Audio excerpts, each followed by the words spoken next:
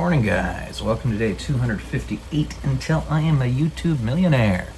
I hope you're all having a fantastic day today. As I've been saying, there are many cogs moving in my life right now. I have a property management meeting with my property manager, Steven, here in about half an hour. And we're going to have a lot to talk about. Lots of changes. So I believe it is 5 of my properties listed right now. Highland, Darst. Well, Highland and Darst have already been sold, but I'm just going to call them listed. Wonderly and Wiltshire. That's 4. And I just sold the Diplomat property to my property manager for a good discount, but he deserved it, so there you go. That constitutes 2, 3, 11. I want to put Sheridan on the market too, so 12, 13 units in total that I am reducing my portfolio. I also want to, I want to sell everything except for Downing and Smithville, which are still kind of, I haven't made enough money off of them in order to justify the sale. Perhaps you can say I've made enough off of Downing because it's a very stable renting market and the rents are very nice and the mortgage isn't very high. But that's a property that in a few years will be worth much, much more than it currently is. So I'm excited to hold on to it, and it is a very good property. I lived in that house for a while, that duplex for a while. It is very nice, a very nice area, and the property itself is well built, and I think it's a 1971 build, right around there. So I'm happy with it. So basically, I'm moving all of these properties to get the capital out of them and going to transfer it into a very big apartment complex, at least big compared to what I have right now. The apartment complex will be 21 units, the one that I'm looking at getting. But I don't know if I'll be able to get it. If I can't, then what will happen is I'm going to be holding on to that money for a while. I'll put it in an alternate investment in order to prevent taxation of it, because I need that capital to invest, and the government might try to take it from me.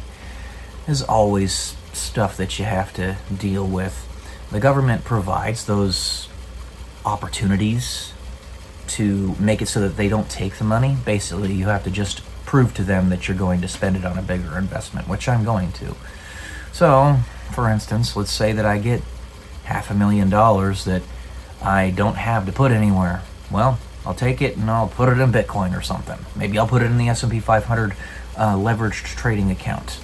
But I got to be careful with that because I've been burned on leverage before. Bybit, for instance. I always bring up, or I've brought up many a time on this channel, that I was liquidated or bankrupted on a leveraged trade, which was actually on BlockFi, which was supposed to be exceedingly safe, because the liquidation price went down, or the market price went down specifically to my bankruptcy number, to the cent, because somebody was attacking me. Now, you could say that it was somebody like Sam Bankman-Fried, or you could say it was some occult force like BlackRock, or you could say it was some type of manipulation of the general world zeitgeist that led everybody to do that without even knowing that they were consciously doing it. Now, I honestly believe that's a big part of it, and probably why we've never been able to pinpoint precisely where these demonic entities are that are messing with us, because they operate multidimensionally, other-dimensionally, outside of the world in which we live, and can, somewhat like the movie John Carter of Earth, where the extraterrestrial beings were whispering in the ears of the different species on Mars, and basically nudging them into chaos, is in kind of the same way what I imagine most of these manipulations are. It doesn't mean that good guys can't do that as well, but there's a lot of people that can easily be manipulated with just a slight push, a slight nudge into resentment and evil and disgust. I think that was a lot of what happened in my time in the military, because surely a lot of those people thought that they were doing the right thing, pushing me beyond my limits and attacking me in ways that were not overtly visible. And this could still happen with my real estate. It could still happen where, this is a risk that I'm taking right now, where I am pushed over the edge to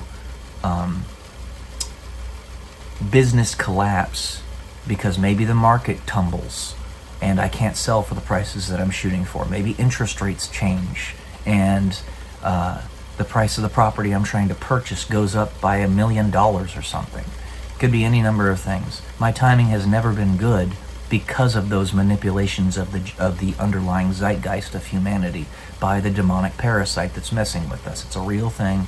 It's actually happening. And it's like I'm speaking through the veil when I tell you guys that. Now, I know most of you that watch my videos already understand that. You're not susceptible to the suggestion the same way most human beings are. But for somebody who's going to be brand spanking new coming to my videos, they're going to be looking at this and they're going to be like, whoa, he's saying the quiet part out loud. Yes, I am. It's what I do. It's what I do. And that's why it is so important how you react to the adversity you face, which wolf you feed in your heart. In everybody's heart there are two wolves, and the one that you feed is the one that gets stronger and eventually wins out.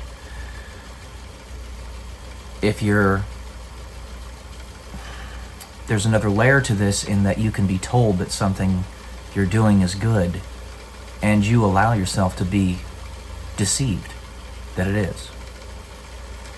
But it's not. Yeah.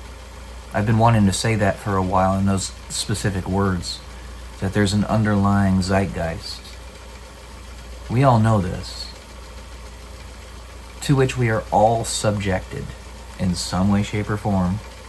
We're not a collective hive mind or anything, but we all have a connected consciousness in some way. Kind of like the Kala of the Protoss in StarCraft, the video game.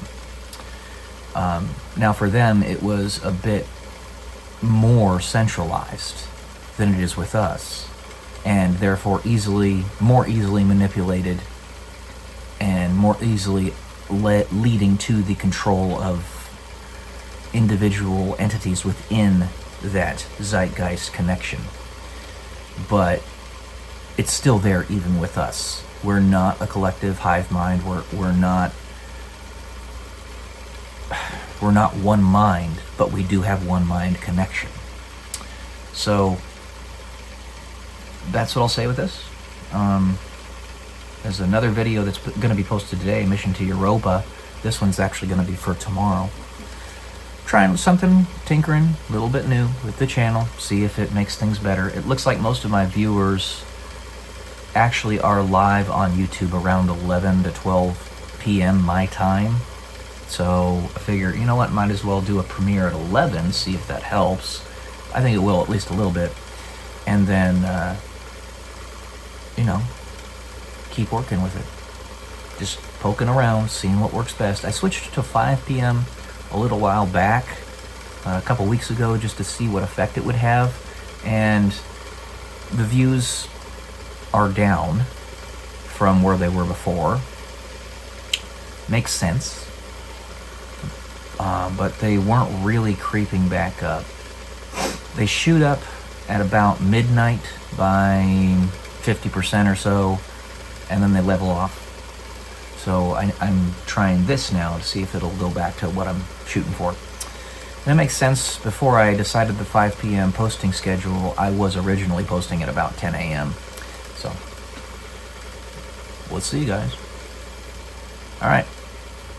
Just an update. Hope you're all having a great day. Love y'all.